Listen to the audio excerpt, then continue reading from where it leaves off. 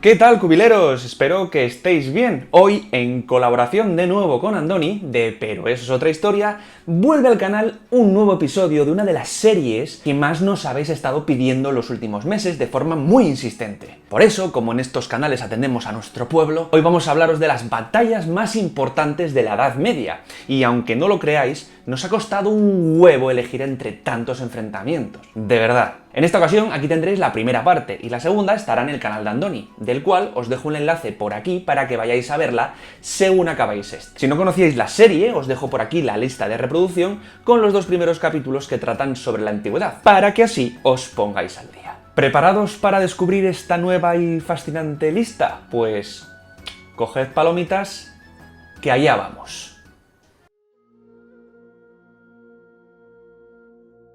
Esta batalla tuvo lugar durante la conocida como Guerra de Iberia, una región situada en la actual Georgia. Esta enfrentó entre los años 526 y 532 al Imperio Sasánida de Kabad I con el Imperio Bizantino gobernado por Justiniano I.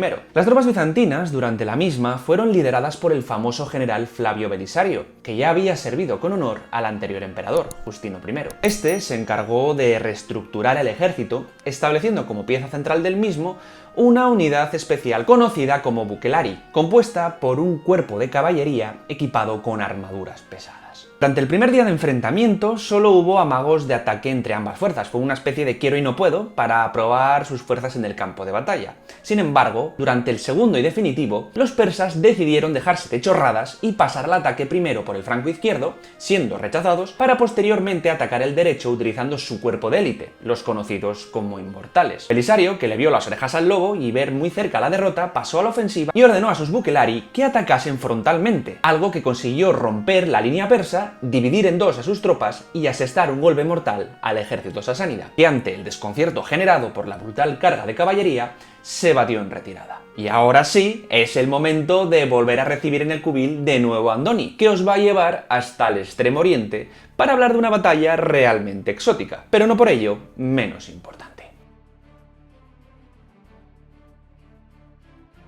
Hola Peter, un placer estar de nuevo por el cubil. Hoy comenzamos con Salsueo del Bueno, porque toca hablar de la batalla de Salsu. Desde finales del siglo I a.C., la península coreana había estado dividida en tres poderosos reinos, Silla, Baekje y Goguryeo. Este último fue el más belicoso, y hacia el año 440 comenzó a expandirse a saco hasta capturar grandes partes de Manchuria, que pertenecía al imperio chino. Entonces llegó el año 612 y el emperador chino Yangdi, de la dinastía Sui, decidió recuperar el territorio perdido. Por ello organizó un ejército de cerca de 1 millón de soldados. Probablemente las cifras hayan sido exageradas bastante. El rey de Goguryeo, Gyeongyang, puso al mando de su ejército a su mejor general, Ulchi Mundok. Este Ulchi logró frenar el avance de los chinos en la batalla del río Salsu, del año 612. Un contingente de unos 300.000 soldados chinos se dirigía hacia Pyongyang, la capital. La idea era asaltarla, pero estaban demasiado exhaustos y los suministros chinos no llegaban. El rey Gyeongyang les ofreció una retirada segura por un valle, y estos se fiaron y aceptaron. Sin embargo, mientras pasaban por allí, Ulchi Mundok destruyó una presa, lo que provocó que una enorme masa de agua se precipitase sobre las tropas Sui, acabando con gran parte de ellas de un plumazo. Luego las tropas coreanas bajaron con sus caballos a rematar a los que quedaban vivos, y de 300.000 solo volvieron a China 2.700. La batalla de Salsu está considerada como una de las batallas más letales de la historia. Esta derrota provocó poco después, en el 618, la caída de la dinastía Sui en China debido a una rebelión interna, y fue sustituida por la dinastía Tang.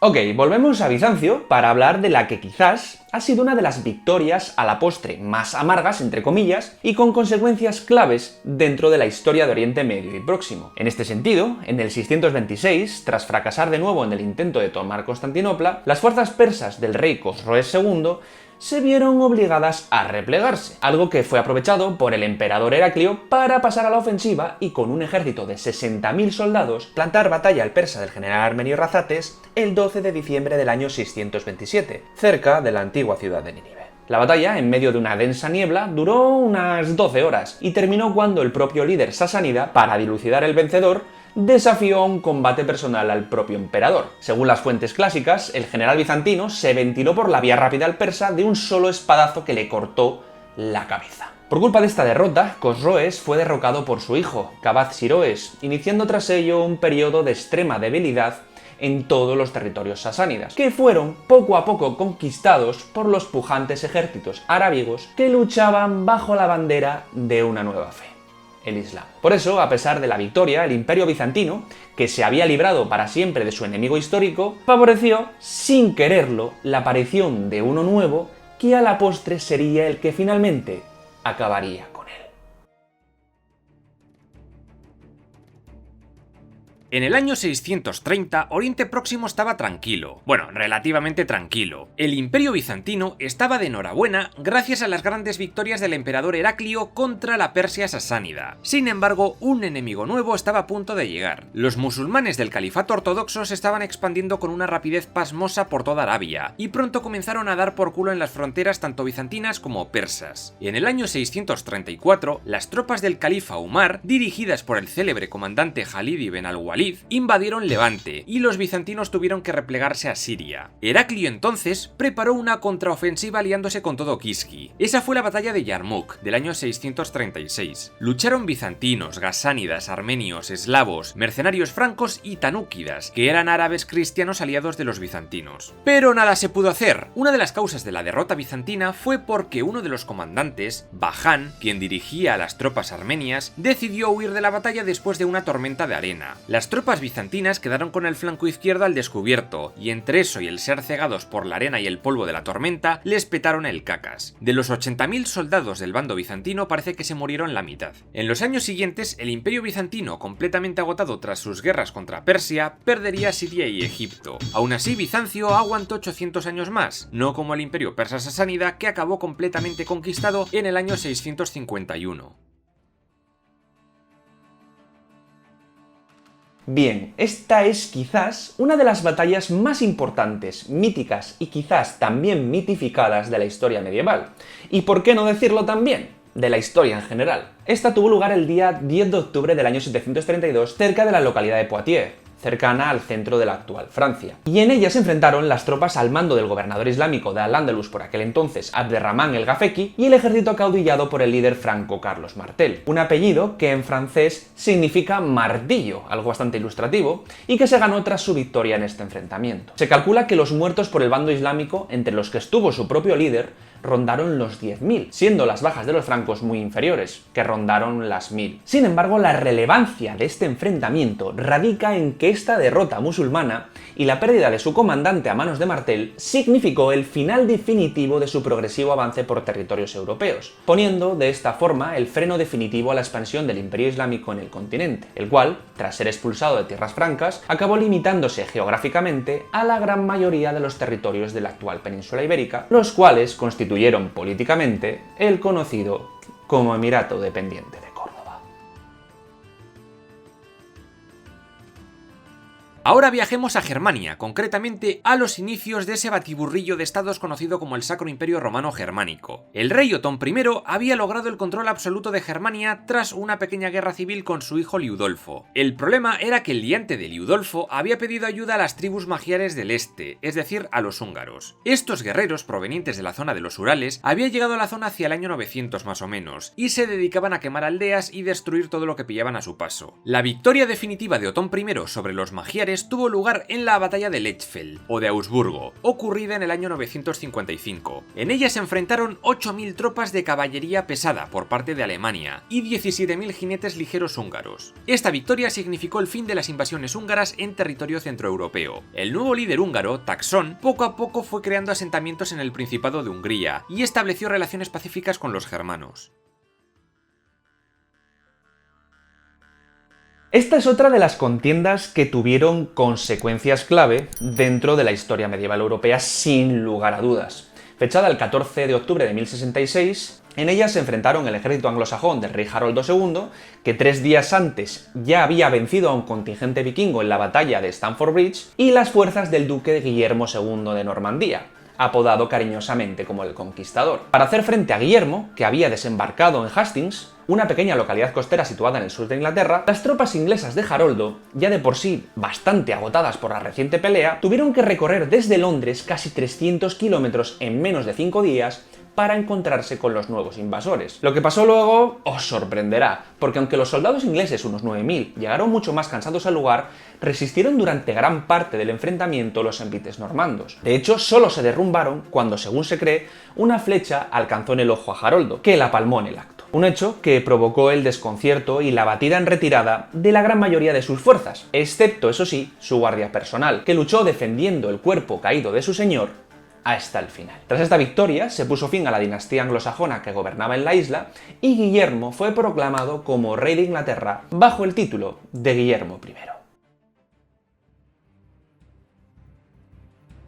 Hacia el año 1070, el Imperio Bizantino, liderado por el emperador romano IV Diógenes, no pasaba por su mejor momento. El imperio estaba formado ahora por los Balcanes y Anatolia, y esta última la iban a perder casi toda. Oriente, dominado por los musulmanes, había tenido también una época bastante inestable tras la caída del califato abasí como estado, aunque el califa siguió en su puesto aunque sin poder. Ahora la gran fuerza emergente eran los turcos selyúcidas. Estos selyúcidas, dirigidos por Alp Arslan, estaban penetrando peligrosamente en territorio bizantino, y Romano IV decidió enviar un ejército de 70.000 hombres. La mayoría eran soldados de infantería, pero también había mucho catafracto, es decir, caballería pesada blindada. La batalla de Manzikert, de 1071, tuvo lugar cerca del lago de Van. Romano IV recapturó la ciudad de Manzikert, que había sido capturada por los turcos poco antes. Entonces, Alp Arslan contraatacó y envió a su caballería ligera. Romano ordenó a sus catafractos ir a saco a por ellos, y eso estaría bien si aquella caballería ligera estuviera acorralada, pero no lo estaba. Al ser más ligera, la caballería turca salió por patas y empezó a lanzarles flechas desde lejos. Los jinetes bizantinos, agotados, tuvieron que darse media vuelta, y por la noche, en un ataque sorpresa al campamento, Alp Arslan les dio por culo desde todos los flancos. El emperador Romano IV fue capturado por los turcos, y aunque luego le soltaron, casi toda Anatolia había caído en manos turcas, y ya no se moverían de allí. Años después se creó el sultanato de Rum, y más tarde los turcos otomanos se asentarían allí, y construirían un enorme imperio.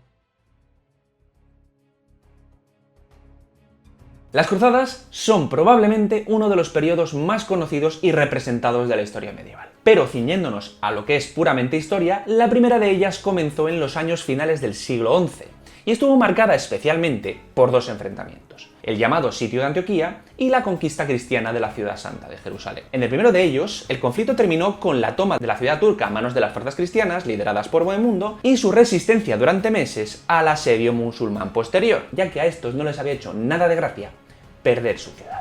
Y como dije antes, unos meses después, el 7 de junio de 1099, estos mismos cruzados iniciaron el asedio de Jerusalén. Un sangriento mes después, en el que las bajas cristianas e islámicas se contaron por centenares, los cruzados consiguieron sobrepasar las murallas, asesinando indiscriminadamente a todo el que se encontraban por delante. Daba igual que fuese mujer, anciano o niño. Al atardecer del día 15 de julio, la ciudad cayó definitivamente. Poco después se permitió huir, previo pago de un rescate, a Iftikhar, el líder de la guarnición islámica. Por su parte, el cabecilla de los cruzados, Godofredo de Bouillon, fue declarado como rey de Jerusalén. La nota oscura de este episodio la pusieron como resultado obvio las muertes civiles, que según algunas estimaciones pudieron sobrepasar las 40.000, una cifra que de ser real es realmente mareante, teniendo en cuenta que se trató de víctimas inocentes que poco o nada tenían que ver con el conflicto.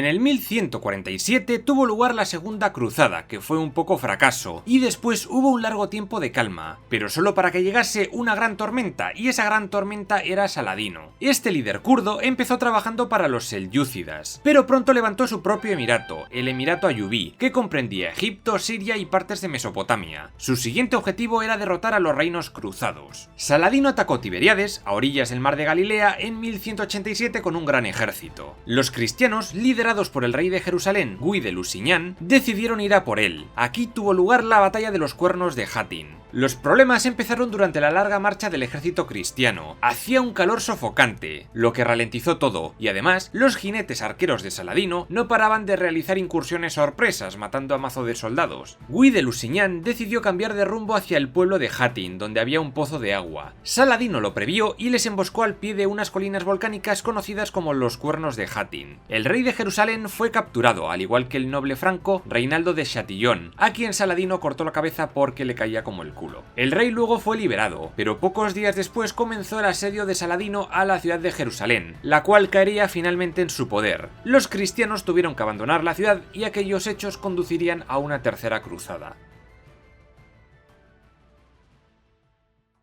Y por último, en esta primera parte tenemos la que probablemente sea una de las batallas más famosas del medievo español y quizás también una de las más mitificadas por sus evidentes implicaciones ideológicas y también su notable relevancia a nivel histórico. Esta se celebró el 16 de julio del año 1212 en las inmediaciones de la localidad jienense de Santa Ana y enfrentó al potente ejército almohade liderado por Mohamed al-Nasser contra el contingente surgido de la coalición que formaron, con permiso, eso sí, del Papa Inocencio III, las tropas cristianas del rey Alfonso VIII de Castilla, Pedro II de Aragón, Sancho VII de Navarra y algunos voluntarios llegados del Reino de León y el Reino de Portugal. En ella, la alianza cristiana, notablemente inferior en número, consiguió vencer tras una intensa y violenta lucha. En cuanto a las pérdidas humanas, no existen datos fiables al respecto, aunque algunas aseguran que el bando cristiano perdió solo a 2.000 soldados de 50.000 y los musulmanes 100.000 de 200.000. Como resulta evidente en estas cosas, muchos historiadores sostienen que estas son cifras bastante desorbitadas e intencionalmente hinchadas por las crónicas cristianas para así dar más lustre, epicidad e importancia a la victoria. No obstante, lo que sí es cierto es que con este triunfo se inició el periodo de decadencia y retroceso definitivo del poder islámico y el comienzo de una fase de expansión y consolidación política de los reinos cristianos en el sur de la península ibérica, algo plenamente constatado a través de la conquista en las décadas posteriores de plazas tan importantes como Sevilla, Córdoba o Cádiz.